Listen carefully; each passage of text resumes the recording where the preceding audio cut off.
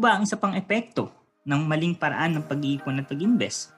Napakaraming masipag na Pilipino. Tama po, likas po sa ating Pilipino ang pagiging masipag. Matalino, may tinapos pero kinakapos sa pera. Professional, nabaon sa utang at hirap mag-retire. So napakarami pong Pilipino, ano man ang status natin, nahihirapan po tayo pagdating sa buhay pinansyal. Kasi nga po, kulang po tayo sa kaalaman. Hindi po natin alam ang mga tamang paraan ng pag-iipon at pag-iinvest. So kailangan po natin itong malaman. Yun po ang unang kailangan nating maintindihan. Kung gusto po natin mag-ipon, mag-invest, kailangan talaga nag-i-invest po tayo sa financial education. Kailangan po nag-aaral tayo. Kasi po, ang pera, ini-invest po natin. Pero tayo po, dapat nag-i-invest din tayo sa kaalaman. No? Paano natin palalaguin yung ating kaalamang pinansyal. Okay? And ito pa po, no?